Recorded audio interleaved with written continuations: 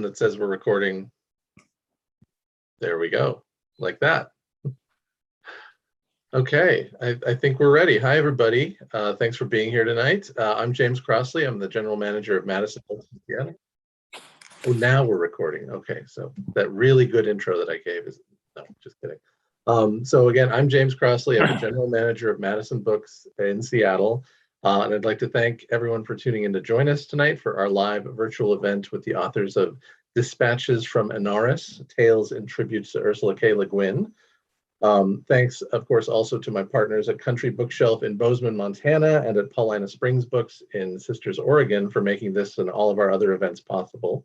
Further thanks go to Laura Stanfill of Forest Avenue Press for wangling such a big group of esteemed writers to contribute to the book and for wrangling a significant percentage of them here tonight to join us.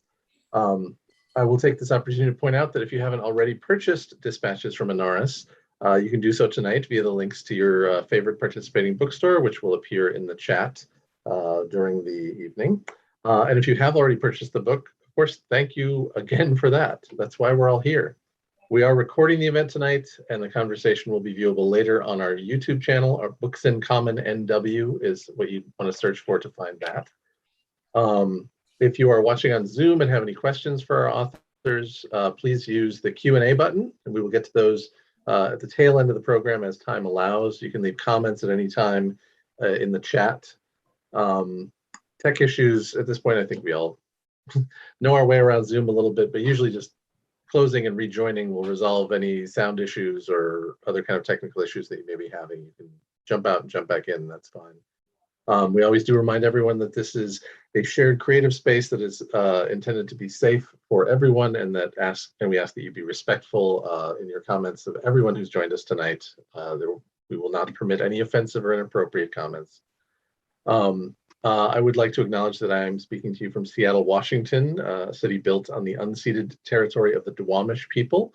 You can learn about their efforts to achieve federal tribal recognition at realrentduwamish.org. Without further ado, I would like to introduce Susan DeFreitas, the editor of Dispatches from Anarres, who will be our MC for the evening. She's the author of the novel Hot Season, which won a Gold Ippy Award, and her work has been featured in numerous journals and anthologies. As an independent editor and book coach, she specializes in helping writers from historically marginalized backgrounds and those writing socially engaged fiction break through into publishing. She divides her time usually between Santa Fe, New Mexico, and Portland, Oregon, although as we were discussing in the green room before this, not so much time dividing during the pandemic. At any rate, I will take my leave now. So Susan, the floor is yours. All right. Thank you so much, James. Welcome. Yeah, my name is Susan DeFreitas, and I am the editor of Dispatches from Anarres, Tales in Tribute to Ursula K. Le Guin. I want to thank all of you for joining us here tonight to celebrate the legacy of this giant of speculative fiction whose work has meant so much to so many of us, and to join us in celebrating the launch of this anthology. I'd like to thank the estate of Ursula K. Le Guin for endorsing this project, because that really meant a lot to us. And I'd like to thank Books in Common Northwest for hosting us in this fabulous event. Our publisher, Forest Avenue Books, has since its inception emphasized and really focused on partnerships with independent bookstores. So I do hope that all of you tuning in tonight will purchase your copy of Dispatches from Anarres from one of the fabulous indies hosting us tonight. I want to extend a special invitation to those of you with book clubs. If you decide to feature Dispatches from Anarres in your club, I will be happy to appear to your club and make a virtual presentation about Le Guin's work and how it inspired this anthology. So if you're interested in that offer, just reach out to me via social media. I'm on Twitter, Instagram, and Facebook. I'd like to also say up front, I know a lot of us are struggling with the sense of uncertainty around the pandemic as it continues to unfold. And I hope that this event tonight in our discussion and celebration of Le Guin and her work and the work of these amazing writers here tonight, I hope it offers you something that you need right now, whatever it is that may be. Le Guin left us so many gifts and so much to work with intellectually, emotionally, I'd say even spiritually. And I really feel that any opportunity that we have to pass on those gifts and to further that legacy is a sacred thing. I would like to acknowledge that I am coming to you tonight from the occupied ancestral lands of the Tewa people here in Santa Fe, New Mexico. Okay, so just a bit about the background of this anthology. In a recent essay I had published on LitHub website, I shared a bit of my own story with this anthology and my own story with the work of Ursula Le Guin. So in 2009, I moved to Portland, Oregon to pursue an MFA in fiction. And those of you who know the city know well that it is home to many famous names. But I soon found that none of those literary names loomed larger than that of Ursula Le Guin. Not only had she lived there for over 5 decades, as a feminist, as a pacifist, as an environmentalist, as a pioneer of what we might think of now as queer identities, and also a writer whose work tends towards anarchist thought. It seemed that her work more than any other really embodied the spirit of the city. And at that point in my life, I wasn't a stranger to Le Guin's work. My mom actually read the Earthsea novels when she was pregnant with me. And when I started to work my way through my parents' collection of sci-fi and fantasy as a tween, I couldn't help but be drawn to these, sepia kind of classic book covers. I know many of you have read these same editions of the Earthsea books. And I loved the Earthsea books, but I loved so many of the books that I found on my parents' shelves. Yes, that's what James grew up reading too. But, I also loved the work of C.J. Cherryh. I also love the work of Patricia McKillop and Jane Yolen and Stephen R. Donaldson and so many other writers that I found on my parents' shelves. And I love the Earthsea books. They're among the most beloved of my childhood, but they did not at first to me suggest the larger scope of her work. And I only got a sense of that after I moved to Portland and started working my way through her bibliography. So here, I started with her 2 most famous works of sci-fi, The Dispossessed and The Left Hand of Darkness. And those of you out there who have read these books know exactly what I mean when I say these books struck me with great force. And they led me to wonder, well, could the rest of what she's written possibly be this good? So I did what any self-respecting Portlander does when they need books. I got myself to Powell's. But at that time, the only other Le Guin books on the shelves there was this fantasy series with these super cheesy YA covers, right? And I was like, really? Well, okay, I'll give it a shot.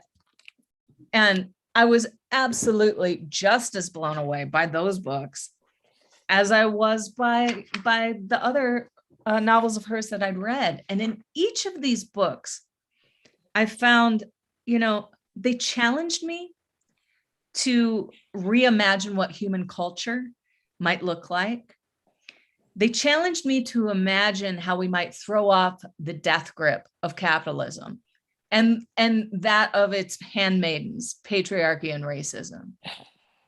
I really also fell in love with her prose, rich, lyrical, and so deliberate in its rhythms. It really is a poet's prose, which speaking to her work as a poet as well. And in each of these books I found there was a scene where I stopped to reread, sometimes more than once, a scene that actually moved me to tears. And even as I struggled in my MFA program, trying to find models for the types of novels that I wanted to write, environmental fiction, stories about people pitting themselves against climate change, I found myself returning to the work of Le Guin over and over again, not as an escape from our problems in this world, but as a source of moral courage in grappling with them. And so when Le Guin passed in 2018, I knew I had to do something to honor her legacy, to honor the role that she played in my life. And this anthology, Dispatches from Anarres, is that project, and I hope that it not only honors her legacy, but actually helps to carry it forward in some small way. But of course, an anthology is just an idea until you put that call out there and you see who actually responds. And I have to say, I was absolutely blown away by the quality of the submissions that I received and by the general outpouring of love for Le Guin. So tonight, we're here to explore the influence Le Guin had on each of the writers featured here tonight, and to hear a bit from their fabulous stories featured in this anthology. I also have a trivia question prepared for each of you, dear contributors, but know that it is 100% fine if you do not know the answer to this question. However, those of you out there who are tuning in, if the contributor happens to be stumped and you know the answer to the question, feel free to chime in the chat. Okay, so without further ado, we will get started. First up this evening is Stevan Allred. Stevan lives in Portland, Oregon, halfway between Have and the Isle of the Dead, which is to say he spends as much time burrowed into his imagination as possible. He is the author of a novel, The Ale House at the End of the World, a collection of linked stories, a simplified map of the real world, and a contributor to City of Weird, 30 Otherworldly Portland Tales, all from Forest Avenue Press. His alter ego, Pan Demented, is a comics artist, a heartburn survivor, and a wrangler of vintage wooden clowns. Welcome, Stevan Allred. Thank you, Susan. All right, now, Stevan, your story cycle for Dispatches is a series of folk tales that you imagined being told by the people of Gethen, the planet from Le Guin's Left Hand of Darkness. So I have a trivia question for you from that book. What does the word Gethen mean in the language of the Gethenians? Oh, God. Ice? Close. Anyone else want to chime in? It means No? winter. Yeah. Winter. That's it. Winter. Yes, very close. Yeah. Okay, so tell us a little about Le Guin's influence on your life and work. What drew you to this project? Why is Le Guin important to you? Well, in my teens and 20s, I read a lot of science fiction and some fantasy. And I just sort of stumbled onto Ursula Le Guin because she was out there. And I was living in Portland. I'm a Portland guy. So I kind of knew she was somebody, and I thought I would just read one of her books. And the book I read was The Left Hand of Darkness. I've since read many others. But because I was reading a lot of science fiction, I recognized right away how different it was. And I don't know exactly at what moment in time I sort of put all this together, but I made the connection to who her father was, to the idea of anthropology, and to the idea that this was social science fiction, not hard science fiction, which would be more about physics and so forth. And the book itself blew me away. So it was just a whole new way of thinking about what we now call speculative fiction. And I just found it really eye-opening, satisfying. And it's a book that I have reread a few times. And I've always been interested in the way it was put together, which is, there's a central narrative that's most of the book, but here and there in the book, 3 or 4 times, are these little side stories. And I learned in the course of reading up about the book and about Ursula that in an interview at some point, she said, well, she got stuck in the novel at various points. And so she would do a little side project to just stay connected to the work and see if it could loosen her up. And I don't know if all those little side things got included, but I don't know the details at that granular level. But here are these little side stories that evoke the culture of the place. They broaden it out. They are, they're like in ethnologies, you get anecdotes and stories and fables and that sort of thing. So when the project came up, when the call came out, I thought, oh, I really want to be in this. I'm a big fan. I have no idea what I would do to contribute. And I gave it some thought for a while. It took me quite a while to come up with the idea. And then they're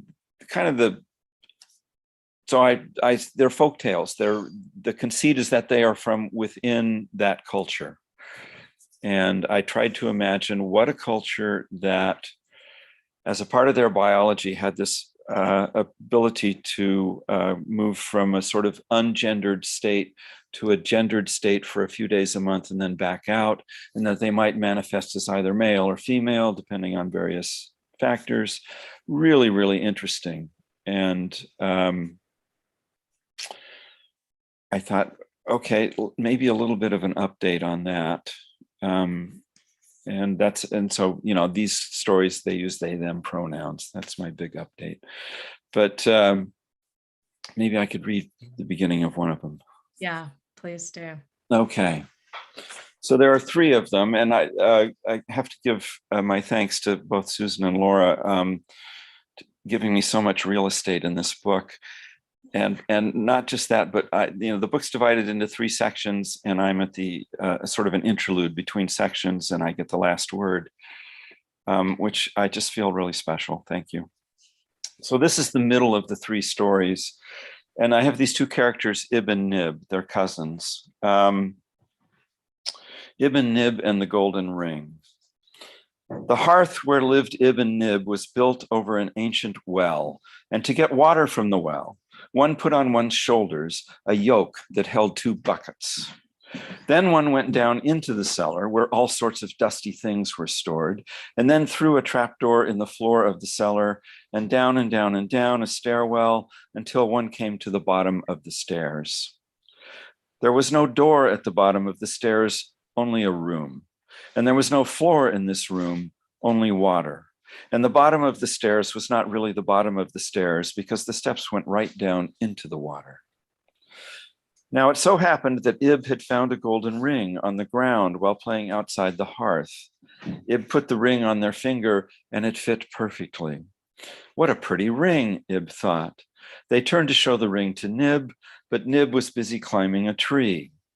The ring had scales carved into it, like a fish, and when Ib turned it on their finger, they saw that the ring was indeed carved in the shape of a fish that was swallowing its own tail. How clever, thought Ib, a clever ring for a clever child like me. I shall keep it hidden in my pocket, and I shall only take it out when I fetch water, for that is the only time I am completely alone. Shall I go on? I'm not watching the clock. You can, for sure. Okay, let's go a little further. The next time it was Ib's turn to fetch water, they put on the yoke with the 2 buckets and went down the steps to the cellar, where they stopped and set the yoke down, while they took the golden ring from their pocket and put it on their finger. Then they put the yoke back on their shoulders and opened the trapdoor in the cellar and went down and down and down the steps to the well, and on down 3 more steps, as they always did, until the cold, cold water was up to their knees. Ib dipped the first bucket into the well, and they set that bucket of water on the first step above the floor that wasn't a floor, but only water. They took the ring off their finger to admire it, and they saw that it was especially golden in the lamplight. But then the ring sprang from Ib's hand and fell into the water and sank down and down and down into the water until it disappeared from sight. "Oh no," cried Ib, "I have lost my ring." Oh, how Ib wept to lose that ring. Their tears fell like rain into the depths of the well. And I'm going to leave you there. Yeah. Things are about to pop. You know, I have to say, as soon as I read this story, I was so taken with its rhythms, with its storytelling rhythms, with the particular phrasing that just absolutely put me in the trance of a fairy tale, of a folk tale. And I love too, just listening to you read, realizing the circular nature of that ring is reflected in the circular nature of that story. So it's a lovely tale, and thank you for contributing. Thank you. Okay. Next up, we have Molly Gloss. Molly Gloss is a lifelong Oregonian. She is a novelist and a short story writer whose work has received, among other honors, a Penn West Fiction Prize, an Oregon Book Award, Pacific Northwest Booksellers Awards, the James Tiptree Jr. Award, a Theodore Sturgeon Award, and a Whiting Writers Award. She writes both realistic fiction and science fiction. Her work, including some of her science fiction, often concerns the landscape, literature, mythology, and life of the American West. Welcome, Molly Gloss. Thanks, Susan. Happy to be here. Yeah. So, Molly, you studied with Le Guin early on in your development as a writer, and you were her friend as well. So I thought I'd ask you a question of a slightly more personal nature. Tell us, what is the name of Le Guin's cat, famous for composing certain blog posts? You gave me a softball question, Susan. Her cat's name is Pard. All right. Yes, and I encourage anyone who's curious and has not already had the pleasure of checking out the Annals of Pard on Le Guin's blog, which survives in its and on her website still, I think. Yes. All right. So Molly, tell us a little about the influence of Ursula K. Le Guin on your life and work. Well, as you mentioned, I studied with her early on in my writing life. I took a workshop from her at Portland State in 1981. It was once a week for 10 weeks, I think it was. We each eventually brought 2 stories to that workshop and had them critiqued. I was a housewife in my late 30s, I think. I had a 7 or 8 year old son. I had a blue collar husband. I knew nobody. And when I say that, nobody in Portland who was writing. I had no one to show my work to, no one to receive feedback from. So, and I was a huge fan of her writing by that point. So the fact that I was able to get into her workshop at all, I had at that point in my life had only written 2 stories ever. And one of them was a science fiction story. And that was the story I submitted to get into the workshop. it's easy to think about how my life would be different if I hadn't written that science fiction story, hadn't known about the workshop, hadn't ever met Le Guin. So I've said this many, many times, most everything I know about how to critique a story, how to conduct a workshop, I learned from watching Ursula do it. She was kind, she was generous, but she could also be a little bit snarky. If she had told everyone in the workshop, you must be silent while your work is being discussed because we don't want you to be defensive and you know, talk about what you really meant, kind of. And there was a student in that workshop who, when it was her turn to speak after everyone else had spoken, she more or less said, well, this is the story I meant to write. And she dismissed all the comments that people had made. And Ursula gave her a long metaphor about singing in the shower. If you want to sing in the shower, that's fine, but then you don't ask a music critic to come in and comment on your song in the shower. And that woman didn't come back next week. And Ursula became not just a model for me as a writer, but as a teacher and as a woman. She was important in my life in many, many ways. Yeah, thank you. Could you share a passage of your story with us from Winona's Gift? And this was one of the first stories you had published, is that right?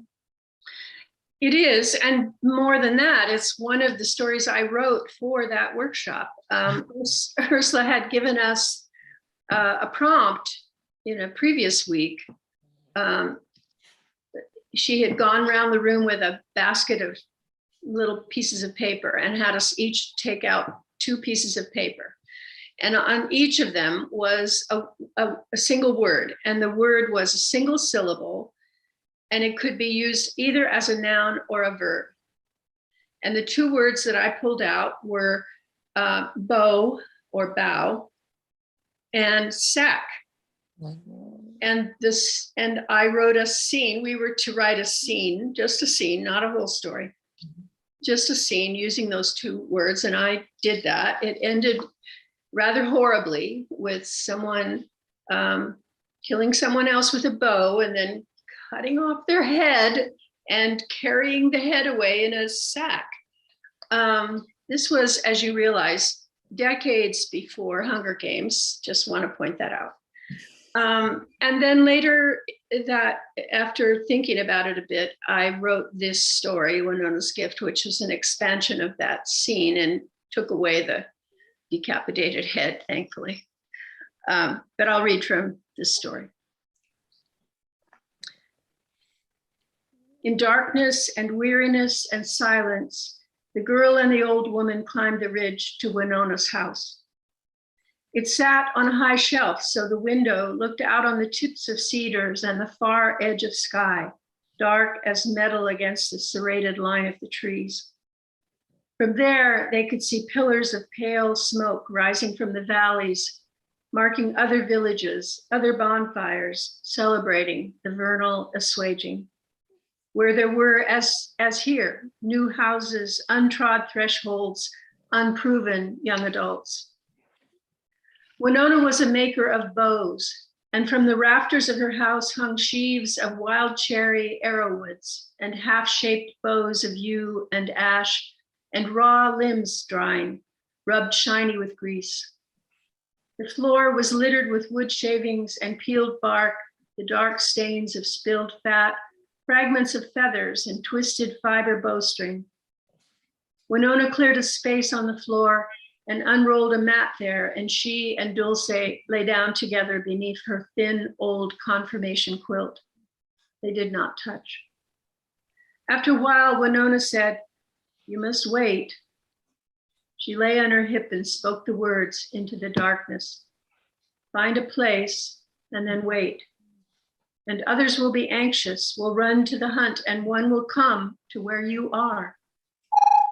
Dulce lay on her back and looked at the long, straight shapes of the unfinished bows. She hugged her own shoulders under the quilt. For a long time, she listened to the old woman sleeping, and later the wind dripping against the roof. Then she went out and stood at the edge of the bluff with the hood of her shirt thrown back so the rain purled in her hair. And she waited until the beclouded sun made a dark wound against the horizon. Behind her, there was a sound of a bare foot on the grass, and when she turned, it was Winona, holding a long bow and sheaf of arrows, with both her hands stretched out flat and wide so the things lay across her palms like a formal offering. The bow was very pale, a smooth double curve with the short straightness of the grip between and the ends curving back again equally, and the bowstring taut and dark. The tips of the arrows were obsidian. The old woman sucked in the edges of her mouth. There were fine, clear beads of rain in her eyelashes. She thrust the gift toward Dulce, pushing it hard into her hands. They did not speak. The girl made a small sound, and the old woman looked away, frowning, ducking her chin, but they did not speak. And the only touch between them was the dry rasp of the old woman's hands against the girl's wrists as she gave over the bow and the arrows. Thank you. Oh gosh, just hearing that takes me back to the first time I read it. And so far that's been true of all of these readings. And I have to say, you know, just the feeling of being absolutely transported, like almost immediately into this other world. And as a reader, I think one of the things that I immediately connected with in this story was, you know, as someone who had a strong connection with her own grandmother, who was also a rather difficult, you know, person in some ways, I really felt the power of that gift and that advice, and such a strong character that grandmother is. So yeah, thank you for sharing that. Next up is Fonda Lee.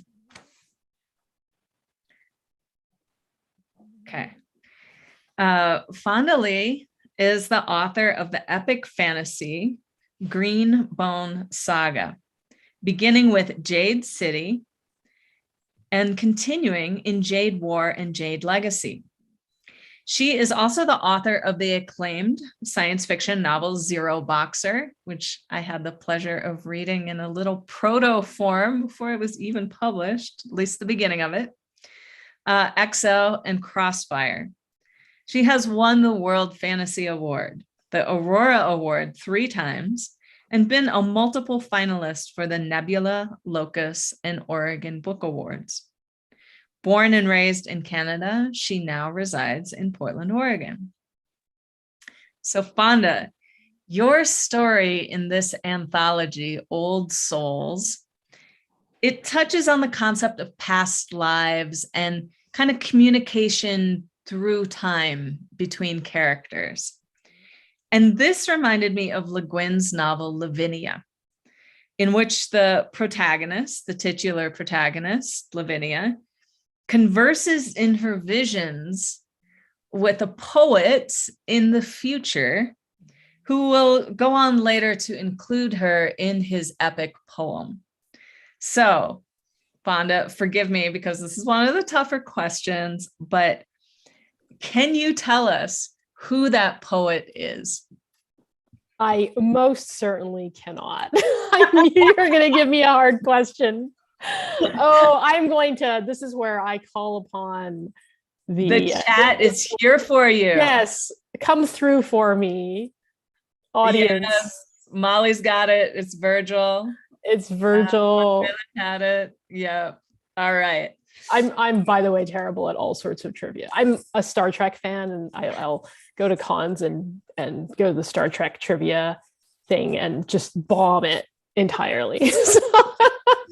entirely okay. So my heart gave a little skip when you said we were going to do trivia, but thank you, audience. I know Sonia. Thank you, Molly. It's just for funsies, guys. Yeah. Thanks to everybody who chimed in with Virgil, the author of the Aeneid. Okay. So Fonda, can you tell us a little about the role of Le Guin, her influence on your life and work? Yeah, and maybe a little bit about some of your favorite work of hers, if that's something you'd like to throw into.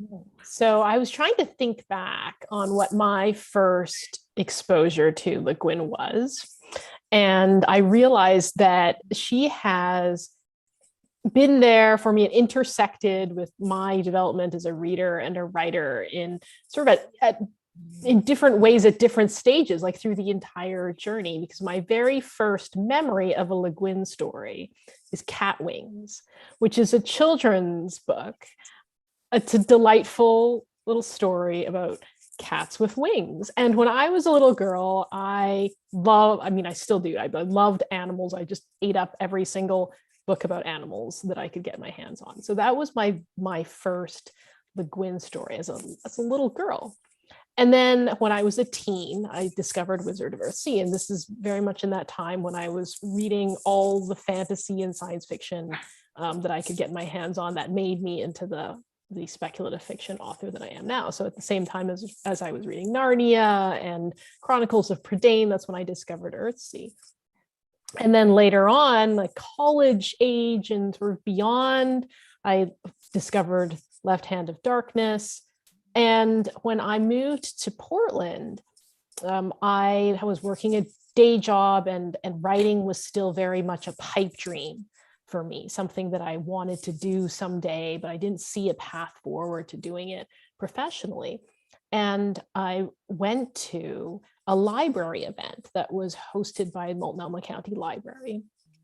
And Le Guin spoke in this school auditorium, and the place was packed. You had to go to the library ahead of time and pick up a limited number of tickets. And I managed to score one. So I'm sitting in this auditorium and listening to Le Guin on the stage, and she's talking about what she is writing now. She's in her 80s and she's talked about the poetry that she had written. She wrote until the absolute end. She wrote her whole life essentially. And just listening to her passion for her work and just being in that room with someone that I had read as a very young child, or was really inspirational for me in that moment. And so I have always been just inspired by the sheer breadth of her work. And she has written for children, for teens, for adults. She has written fiction and nonfiction and poetry. She never was boxed into genre conventions or told like this is the rules of writing this type of work. She just wrote freely and wasn't constrained by that. So that has for a very long time been something that I've carried with me and that I hope that I can emulate throughout my own writing career. And then when the anthology call came out, I think it was you and Laura reached out to me and said, "Hey, we're doing this anthology," and I was like, "That sounds amazing." But I'm in the middle of writing this epic fantasy trilogy, and I'm not writing short fiction right now, and I would love to participate, but I can't because deadlines. And Laura said, "Well, do you have any existing short fiction that would work well with this anthology?" So I thought back and I said, "Well, I do have this one story, and actually a lot of the themes in it are very reminiscent of Le Guin because it deals with memory and with fluid identity and gender and the consequences of violence and kind of the echoes of that through time." So, and I said, but it's a novelette. It's like 9,000 words long. And Laura was like, okay, well, send it to us and we'll see if it'll work. So I'm very glad it did. Absolutely fell in love with it immediately. Yes. Maybe yes. you can read just a little bit from Old Souls. I will. Yeah.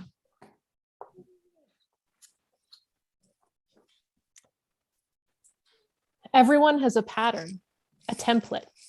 No matter how many wildly different lives you've lived, there is always something constant. Some people are always artistic. Some have ill-fated love lives. Some are always born in a certain place. I've had 6 lives, 7 counting this one. The first one is as indistinct as a preschool memory. I was named Kale. I lived in a family of 6 and spent many a day fishing along the banks of the Tyrus River, tying knots with my uncle, the sun warm on my back. I was 13 or 14 when Scythian raiders rode into my village. I ran out to fight and remember only the speed of the horseman, his tapered metal helmet, and the arc of his battle axe. It was terrifying, but the end was quick. I became Hassad, the rich and spoiled youngest son of an Arab sheikh. I owned a beautiful falcon that I raised by hand. It sat on my arm when I rode. I remember the smell of mint and thyme mixing with the chatter of my father's wives in the mornings. On my 20th birthday, I went hunting with my brother and was mauled by a leopard. I hung on for 5 days before blood loss and infection finished me off. As Marie Rousseau, I was a midwife in training in the Languedoc region. In the foothills near my home, there were groves of olives, and in early summer, purple lavender would bloom amid the sun-bleached wild grasses. I made a fatal mistake when I provided herbs to induce a friend's abortion. Her husband accused both of us of witchcraft. And that's why today, even birthday candles set my nerves on edge, and the sight of a campfire reduces me to a boneless heap of terror. My soul fled to water. I was Yamada Hasashi, the eldest son of a fisherman in the Kyoto prefecture. I felt the salt wind in my face every day and grew up on a simple but satisfying routine of daily hard work. Then the daimyo drafted all the men of our town, including my father, leaving me to feed my mother and younger siblings. I took my father's boat out in stormy weather. When I was thrown overboard, I knocked my head on the prow of the boat before going under. I've pegged my 5th life as Sikni down to the 1770s. I was a member of the Yakima tribe in the Northwest Plateau. I listened to grandmother's stories of Coyote the trickster around the lodge fire, and I delighted in the softness of my favorite buckskin dress, the one with blue and yellow beads. I was 15 years old and the medicine woman's apprentice when I succumbed to smallpox. Then I was born as Andrew Reed. I traveled 180 some years, but only a few miles between being Sikni and Andrew. I lived and went to high school in the town of Yakima, Washington. I ran track, made mixtapes, got to second base with my girlfriend at the drive-in showing of Mad Max. 2 months before graduation, she and I were at a 7-Eleven when it was held up. Someone else in the store pulled a gun on the robber. He freaked out and started shooting. I took a bullet through the neck. I've ranged across the world in over thousands of years. I've skipped across race and gender and vocation. There's only one thing that connects my lives: how I die. Short lives, tragic death. That's my pattern. My ages of death are like a lottery number when recited: 14, 20, 19, 16, 15, 18. I've never made it past the age of 20. This time, my name is Claire Leung Hartley. Yesterday was my 20th birthday. Nice. Thank you so much, Fonda. So good. So good to hear these stories in the author's voices. Yeah. Okay. So next up is Sonia Orin Lyris. Sonia Orin Lyris has played many roles, among them barista, software engineer, communications director, life coach, dancer, and storyteller. She's worked in artificial intelligence, e-commerce, microfinance, social justice, and the fine chocolate industry. A lifelong love of animals has led her to various memorable moments. An emu hatchling asleep in her hand, a cougar cub body slam, and a face full of llama spit. Adventures in interspecies communication. She's the author of the epic fantasy, The Seer, as well as other published sci-fi and fantasy works, long and short. Welcome, Sonia. Hello. Hello. So Sonia, your story in this anthology is a fabulously mind-bending work of science fiction, but I know that you are a big fan of Le Guin's fantasy, specifically the books of the Earthsea cycle. So can you tell us what the name of the wizard Ged's sailing vessel is in these books? Yes, I can. It's Look Far. Yes, such a fabulous name. So Sonia, tell us a little about the influence of Le Guin on your life, your work, your development as a writer.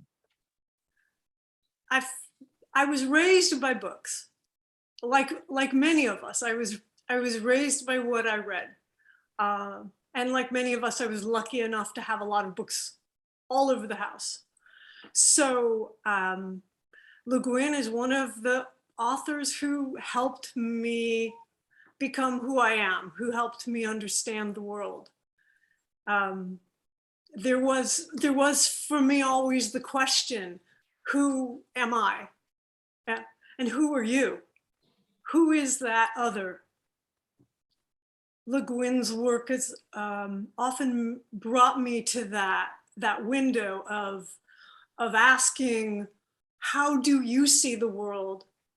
And what does that make me? Who does that make me? In Earthsea, Ged finds himself. He finds that to become whole, I hope I'm not spoiling this for anyone, to become whole, I'll abstract it. I learned that to become whole, I needed to see my shadow side. Yeah, a beautiful, beautiful way to put it. And in that journey, you know, to confront the shadow, there's echoes of Jung, you know, but there's also this sort of circular pattern that I've spoken to in some of the essays I've written on Le Guin. It's the going out, you know, seeking, and then coming back and seeing the place where you come from again anew. So I think that speaks definitely to that kind of pattern that you're talking about there. Yeah. Yeah. So would you like to share a bit from your story in this anthology, When Strangers Meet? Happy to. When Strangers Meet. The voices from the sky have called again, great one, said the one's second. When strangers meet, said the one, all benefit. Are they strangers? Asked her second, who happened to be an older sister in pale green. These new ones from the sky. The one sat back on her soft throne, stretching all her top limbs out to the side in a motion that said she could wait until tomorrow to worry about tomorrow. The second hesitated, unsure if this meant a dismissal from the throne room or not. The one laughed, a hissing sound that relaxed the second. The sound of the one content was always a good sound. I think these new ones may be strangers, the one said. We have sent them our language books, and they have sent us theirs. They wish to come to meet us, to understand us. As strangers? They say they are friends, but they must study our language and then understand. I don't think they mean to be familiar. I'm sure you are right, great one. Shall we give them permission to join us? The one considered. Tell them to ask again after the festival. The new year brings clarity, and strangers bring benefits. All right. Yeah, short and sweet. You know, I have to say, one of the things that just struck me so much about this story when I first read it, and I was going to say, I hope this is not a spoiler for anybody, but it's absolutely not a spoiler for anybody, because knowing this about your story, like, you just have to read it, folks, you know, is that this is a culture of beings who find familiarity like intensely distasteful, right? It is the opposite of what we, you know, cultivate. We think of friendship, we think of closeness as this great thing. And to them it's like disgusting. That's how it seemed to me, right? And so you were speaking earlier to the role of Le Guin's work in speaking about the other and how we understand each other. And this is the setup basically for a meeting between what you know, we imagine is a human being, human culture, and this culture. And it's just, you know, we don't see that real encounter, but we know it's going to go really poorly. Yeah, how did you come to that idea for that story? The truth is, I had a dream. I don't usually write from dreams, but I had this strange dream about mice. And I sat down at my keyboard and I started typing. And I continued to type with sort of astonishment. That happens once in a while. You see the story play out and you have no idea what you're doing. And when it was done, it was one of the strangest stories I had ever written. This is a reprint. The first one was a Greg Bear anthology, in which Le Guin has a story as well. Nice. Very cool connection. Yeah, all of you. Everybody needs to read this story. Everybody needs to read this anthology. It's not just because I love it, it's because it's awesome, right? Okay, Sonia, thank you. Next up is Ben Parzybok. Benjamin Parzybok is the author of the novels Couch, a 3-time Indie Next pick, and Sherwood Nation, chosen for the Silicon Valley Reads program. Among other projects, he founded Gumball Poetry, a literary journal published in Gumball Capsule Machines. Co-ran Project Hamad, an effort to free a Guantanamo inmate. And by the way, Adel Hamad is now free. And co-runs Black Magic Insurance Agency, a one-night citywide alternative reality game. He lives in Portland, Oregon. Ben, thank you for being here. Thank you, Susan. And thank you also to Laura Stanfill. And I'm sorry about my brief disappearance. Obviously the whatever the ancillary device, Ansible device failed momentarily. You've noticed I've switched surroundings. I've changed planets, etc. Yes, clearly. And I really agree. I along with this collection, I have loved all these stories. And it's a well done. It's an awesome collection and really fun to see. I love how you divided them up into chapters, into sections based on really major pushes in her work. I think that's awesome. You noticed. Yeah. Mm-hmm. Awesome. Thank you. So Ben, your story in this anthology takes place in an urban landscape, which may or may not be Portland. And one of its two protagonists may or may not be crazy. And this couldn't help but remind me of Le Guin's science fiction novel, The Lathe of Heaven. So, can you tell me the name of this protagonist in The Lathe of Heaven? If I'm not mistaken, the book starts at like OHSU. I mean, it's like it does. He's in the medical hospital in OHSU. Somebody is telling me in the chat. Please tell me. Oh, it's just the book. I don't remember the name of the. Okay. I remember though. It's awesome because it goes from OHSU. There it is. George. George Orr. Yeah. Or. And if I'm not mistaken, ends in a cabin on the coast, right? or in Thanks. the woods in the coastal range. Anyway, Yeah. so I Yeah. kind of got it. Basically, I got it. I think You saying. totally got it. Okay. Thank Now, you so much, you know- Carolyn Wright, and all the people. Yeah, or Oregon. I love it, James. Ben, when you sent in your submission, you shared a little bit about the influence of Le Guin on your life and work, and you referred to the Earthsea novels as a pillar of your childhood, which I thought was just so well put. I know so many of us here tonight would say the same. That's really, it gave me the language for my own experience. And in that, you shared kind of a story that was a little longer than we could print in the anthology about reading the Earthsea books. I wonder if you would be willing to share a bit about that story here, about your camping trip. Oh my goodness. Yes. Okay. Yeah, it's funny thinking about the Earthsea novels. Like I definitely feel the most influenced by Dispossessed, which I think I saw a lot of people talk about that here.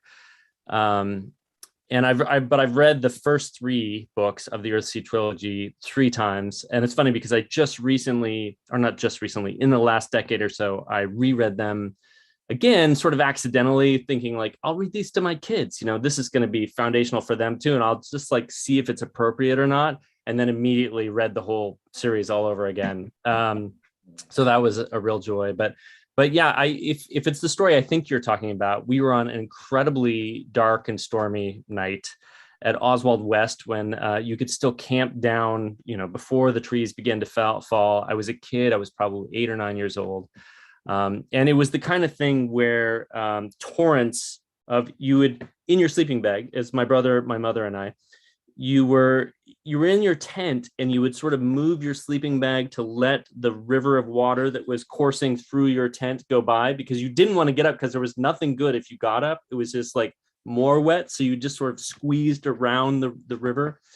And we finally got up, we managed to get a fire going, and we finished one of the books. I think it was The Tombs of Atuan. And the car was a miserable, dark 3 a.m. journey up this dark forest trail. And I was like, screw it, I'm going to go get it. And it was it was an amazing trek, fresh from that, especially from the dark of the Tombs of Atuan, which most of the book is in the dark. That was a wild journey, and we finished that whole series that weekend. So amazing. Yeah. It sounds like a fantasy quest in and of itself. Slogging. Yeah. Must make it through the dark, stormy woods to get to the car to get the 3rd book of the series. It's just Exactly. a beautiful story. Yeah. Yeah. Do you want to say a little bit about the influence of the Dispossessed as well? Is there something Yeah, there? I sure could. It's funny, I was thinking about Ursula stories, and I've only met her a handful of times. I once had the incredible fortune of being invited over to her house along with my publishers. But one of my favorite memories of her is, for some reason, for many years going, we would meet at the chocolate fountain in which you could spear a strawberry and coat at the Oregon Book Awards. And for some reason, we would always find each other year after year. It was fantastic. And I was like, fortunately, from a absolute nobody to still remaining anonymous. And she was scary and sly and hilarious. And it was like a secret pleasure that we were over there, ignoring the people we were supposed to talk to so we could eat strawberries. Anyway, so that's not about the Dispossessed, but the Dispossessed, for me, I think the ability and the desire to imbue your works with your philosophy or your politics, or to really look at sort of who we can be as a culture. And I think that's one of the gifts of science fiction, right? It's sort of like our species wardrobe mirror, where you can go and you can try on different makeup and different outfits and different genders and everything. I mean, that's what science fiction is for, is to help us imagine who we can be. And that book Dispossessed, opened up a whole other avenue of that for me and my work. And I think it was putting so much politics into the book while still having an incredibly gripping story, and tying these this big classist hierarchical society with this anarchic society was an incredible experience. So Yeah, Yeah. that's awesome. Mhm. Maybe you can read just a bit from your story in the book before we open this up to Q&A. You bet. I'm just going to read a tiny bit here. This story, I sort of think of this story as influenced by Le Guin because it's people from two alien cultures, though they're both humans. They just come from very alien worlds, which is one is a person who lives outside on top of buildings. The other person is an architect who designs buildings, and they have a meeting. They have there's an attraction and a repelling and a confusion about what each other is saying, and a little bit of magic thrown in. So, and it's a little bit epistolary-ish in format, but I'm just going to read the opening. It's called Birds. I like secrets, don't you? Better, I like secret pockets, secret boxes, niches and coves and crannies. I like hideaways, which is why I built mine. Here, are you comfortable? I like hot things in cold places. I like small flashlights in inside pockets, anything on a ledge. I like you, how under your skin is your secret heart pumping, making you run. I like the glimmer in your dark eye. I like how secretly you like to be taken advantage of if the circumstances permits it just so. I like you here in my nest, my city perch, eyeglass in your hand, spying out the passersby below. It has rained for a week straight, the week in which you stumbled a refugee into my camp. It's been a honeymoon. Behind the billboard advertising an island getaway atop the odd little building owned by the bead seller above the city, we sit and talk. Even better, we sit and don't talk. Here, let me show you this. I have a paperback. It's a book of magic tricks, and here is my small flashlight. Let's pull the tarp close. We'll learn a trick or two and tell secrets. Nice. Thank you. Thank you all so much for sharing your work, for sharing all your thoughts on Le Guin's legacy and her influence in your life. It's just such a rich conversation to have. So now at this point, we want to open this up to Q&A. You know, those of you out here, if you have questions for our writers or just thoughts on Le Guin's influence on your life, your experience as readers, feel free to just share that. You know, this is a time to just kind of open this up to those of you who have been patiently listening. Yeah, now's the time. If you haven't, throw something into the Q&A bubble or the chat window. I will mention that this is now my second favorite Ursula Le Guin related experience. Being here with so many writers whose work I've loved, talking about another great writer whose work I've loved.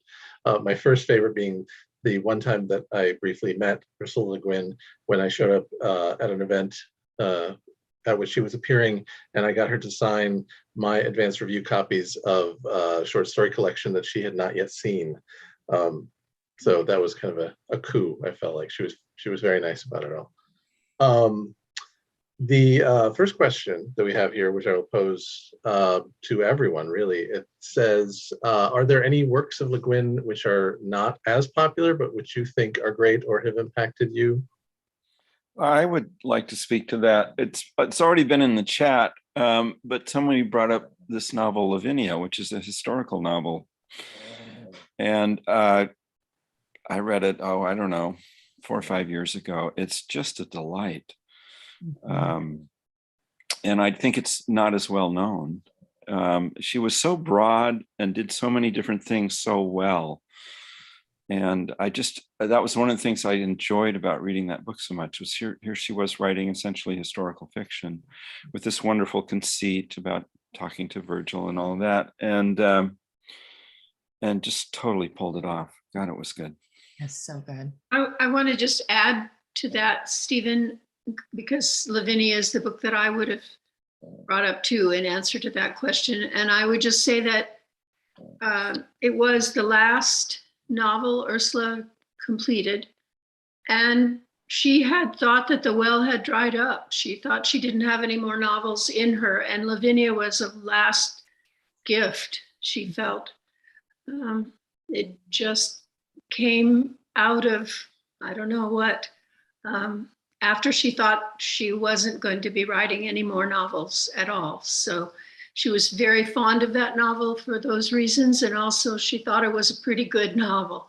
And those of us who knew her were just very, very happy that she had that last gift come to her in that way. Yeah. Oh, that's a great thing to know about that novel and about her.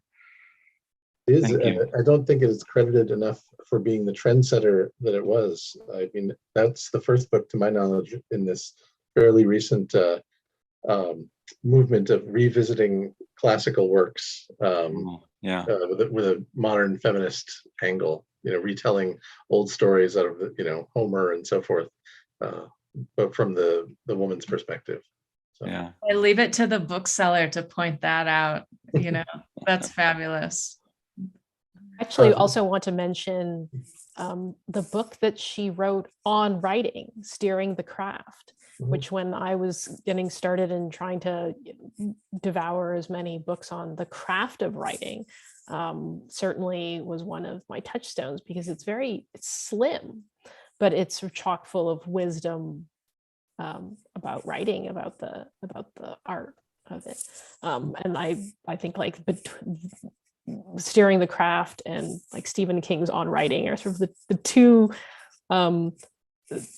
works on the writing life and profession that I always have on my shelf that I would recommend to anyone who is searching for that sort of inspiration when it comes to the profession.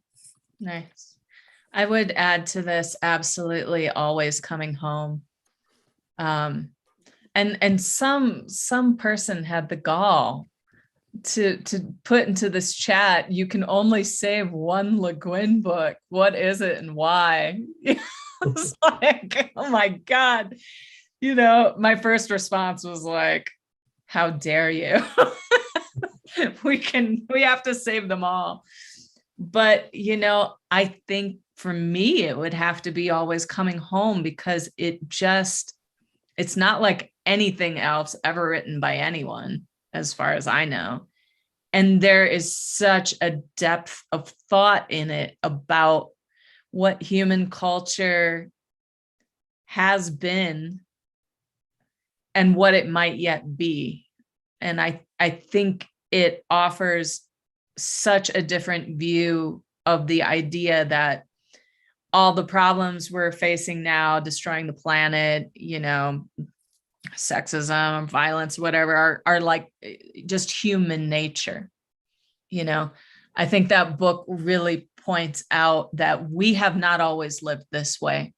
The way we live now is a problem of culture, and there are alternatives. So that would be my contribution to the little known, but the undervalued Le Guin books. I think we have. I'll put in a plug, not that it's the only book to save, but for a work that's now conveniently available in one set of covers as the complete Orsinia.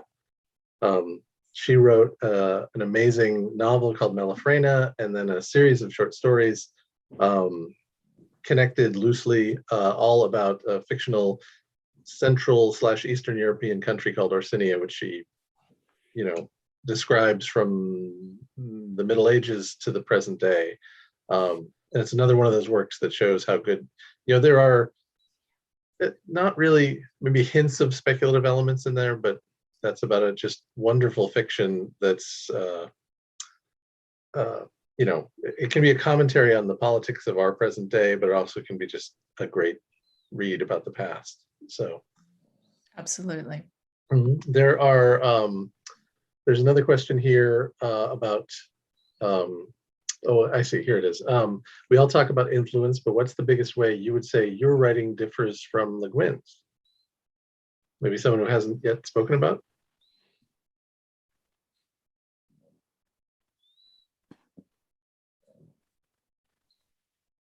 Anyone want to field that? Huh. I'll just have to say, for somebody whose favorite writer is Le Guin, my published work bears no resemblance whatsoever, other than people grappling with trying to change culture and moral issues and activism. Yeah. I don't know. My personal work isn't as good. Yeah, that's. I think that's where I'm not going to compare myself to her work. Whoa. Yeah. That could be said about all of us, Benjamin. Yeah. I would have said that my historical novels about the West are the least like Le Guin, but in later years she did write about the West, and Always Coming Home is a Western novel, in my opinion. And one of her very last short stories ever published is a Western story. So we somewhere along the line apparently merged. Although I'm still the one who doesn't reach the level of Le Guin. Mm. It's a high bar. Won all the awards and you still. Mine are a lot longer. That's the first thing that came to mind. But I think one thing that I love about Le Guin that is that I would say I don't necessarily have in my own writing is there's always a sense of sort of beauty and optimism to her work, like even when it's quite bleak, like even the bleaker works. I always feel like there is this there is a sense of love and beauty to them. And sometimes I write stuff that's much darker and much starker, much more violent and cynical. But that is something that I appreciate about Le Guin across all of her work. Yeah, someone just put in the chat, numinous and humane, which I think are great descriptors. Yeah, absolutely. Very true. I think we have time for one more here. It's a good one. If you could live in any of her worlds, which would you choose?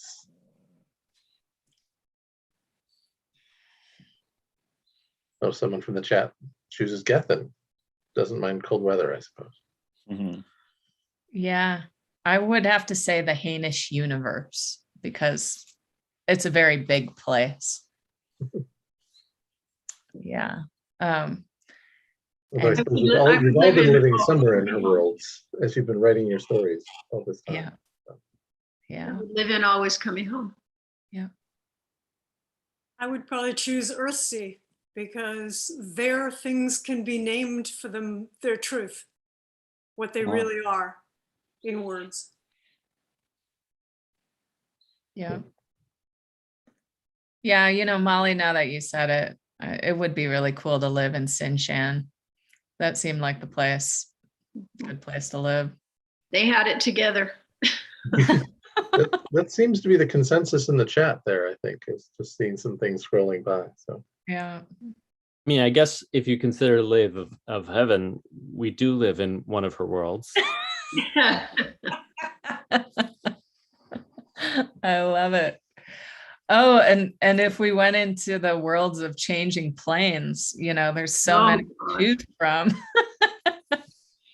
What a way to make all the rest of us feel insufficient. That she could invent these sketches of worlds, one after the other, that were all completely different, any one of which could be the basis of a novel for the rest of us.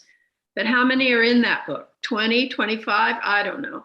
I mean, really, she's just trying to make the rest of us feel bad. I agree. It's like showing off. Like it is showing off. I mean, it makes you feel like she really could change planes. at will, just like the narrator of that book. Yeah. Got the Western Shores. Yeah. Well, I think we've probably gone over the time we allotted for this, but it was so much fun. I'm not complaining about it by any means. Yeah. It was a delight to have you all here. I thoroughly enjoyed it.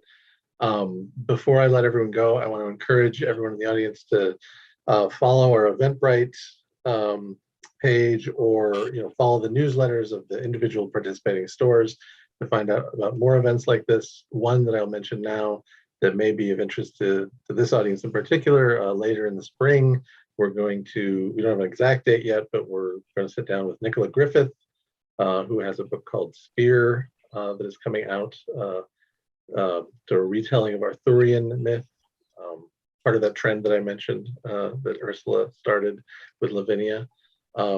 So anyway, I just really want to say thanks to every one of you who was here watching, and especially to those of you who were here on screen with me. I'm really pleased with this book and so happy that we got to share it with everyone. Yeah. Thank you all so much. Thanks. Well, I'll see you. Bye-bye. Thank you. Thank you, everyone. Thanks so much.